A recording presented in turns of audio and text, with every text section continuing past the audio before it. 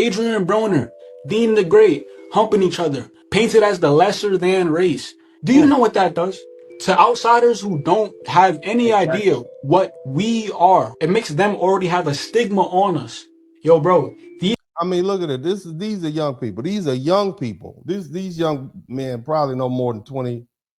They got to be under 30 years old. And they're saying they're tired of the degenerate behavior. This is what's going on in Chicago. These young people are twerking on a Chicago squad car. I'm just saying. Is this a good look? Is that a good look? Huh? these guys are foolish. These Yeah. guys don't promote anything intellectual. Exactly. They are foolish. So they're going based off what they see Adrian Broner and Dean the Great doing. And then Lil Durk. Lil Durk is talking about spinning Right, so on blacks. hold on. I'm gonna cut you off right now. Hold on. So you Okay. see what I'm saying? You see how the reason we able to embody these spirits Right? of and take on the personality of Adrian Brono, connect with Lil Durk, or connect with these people because there's a void within us. I'm just saying, it's not me saying it. So all these people, coons, all these black people who sell, are they all sellouts? You got young people, old people.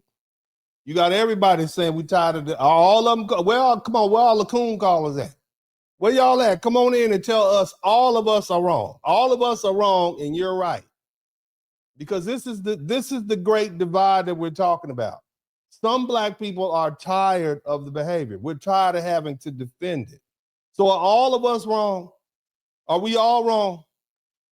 Because see, bringing a knife to a track meet, bringing a gun, 14-year-old packing a gun, this is part of that I can do whatever I want to do and you can't tell me culture that we've been dealing with. And if you try to tell me something, it's oppression. It's racism. That's what you're telling us. So all of us are wrong. Everybody wrong. That's what you're saying. Everybody else wrong. Not you. Oh no, not you didn't do nothing wrong. Okay, but the minute you get, hemmed up by the police for packing an unlicensed firearm, I'm a victim. We supposed to come to your rally. That's what you're saying. You got grown men on there humping each other. He talking about Adrian, just do whatever I want to do.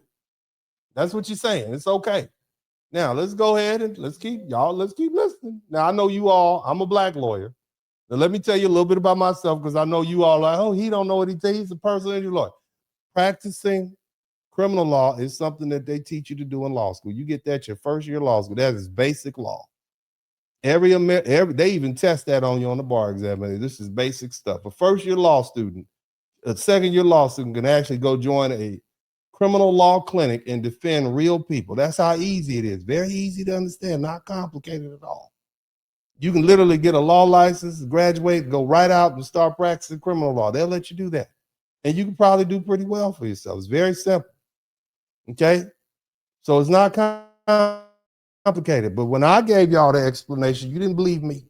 So let me let somebody else tell you that you might believe. Y'all might believe them more than you believe me. Okay, even though, I'm licensed to practice law in 5 states or 6 states, I'm sorry.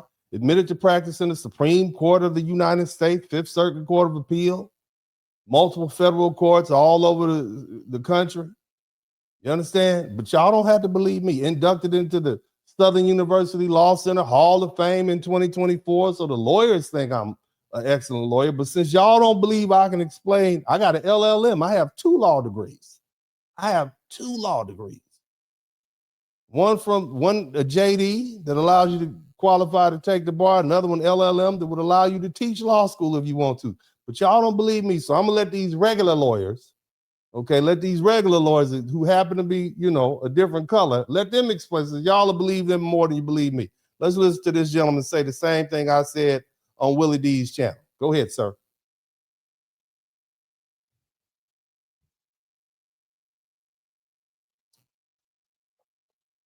Mm-hmm.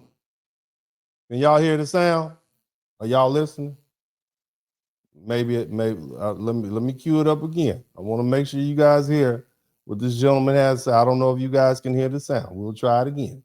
Somebody said it was freezing. Let's see if we can get it going. Okay. All right.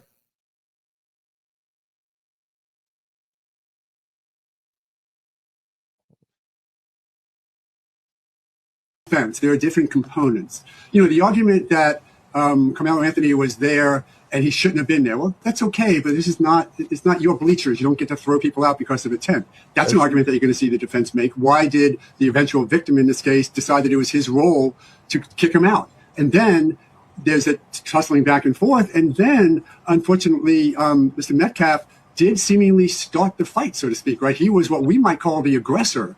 We agree. Metcalf was the aggressor. He did put hands on her first. We agree with that. That's what I said too. I'm saying the same thing he said, but y'all don't believe me. I'm not white enough for you all, right? Is that the problem? I need to be white. Okay, so I know how you are. Go ahead and keep listening to him. And pushing him out or grabbing him and touching him. So under Florida law and also Texas law, and when you're the aggressor, when you first start the fight, so to speak, you may lose the protection. If it was Carmelo. I apologize. This man looks just like Colonel Sanders. Doesn't he look like Colonel Sanders? With the white hair and the goatee. All he needs is some glasses and a bucket of fried chicken. But anyway, let me get back to the business. We started Anthony. Now we get to say shift it because if Metcalf was the one who started the fight, now can Anthony respond to defend himself? We know he can. And then as was mentioned a moment ago, you know, are you supposed to bring a knife to a fist fight? No, you're supposed to bring a gun. Are you supposed to what? Bring a knife to a fist fight. Now, when I said that, you all got mad. Well, now, when Colonel Sanders says it, you're good, right? That's what it is? Is that what's going on? To a fist fight? Absolutely not. But if you're there and starting to get attacked, which is what the defense is going to say, can you defend yourself? And what they're going to say is, Anthony doesn't he need to wait until the first nasty strike, the first injury. He can presuppose what might happen, and he's allowed to defend himself. But again, really a tough case because it really is in the middle, and we're talking about two 17-year-olds and not making fun of it, but neither of which were acting with real good reason. We joke and say that a male brain isn't fully developed until 25. Not just male brain, sir. Don't just put that on the men, the women either. Okay. And unfortunately, the tragedy happened probably because of a mix of testosterone and immaturity that brought these two boys together. That's why we don't let kids walk around with weapons. That's why we ban weapons from schools. And we have an age requirement for enrolling in the military. Okay. So again, as you heard Colonel Sanders, the Colonel Sanders lawyer said the same thing I said. Okay. You can't bring a knife to a fist fight. Now, y'all got mad at me. Go call Colonel Sanders a coon. Okay, all the lawyers in America can tell you this is some basic law. It's what the law book says. Okay, self-defense has to be proportional, ... But you don't have to believe me. Next time you go get you some Kentucky Fried Chicken, you'll remember what the Colonel Sanders lawyer said, and you'll remember old poor Uncle D tried to tell you. But this is why lawyers charge. This is why we charge by the hour, because y'all don't believe nothing. Okay, don't waste my time. All right, but let's move on to the next video. Let's keep on looking. See what else people have to say. Here's another one. Keep listening.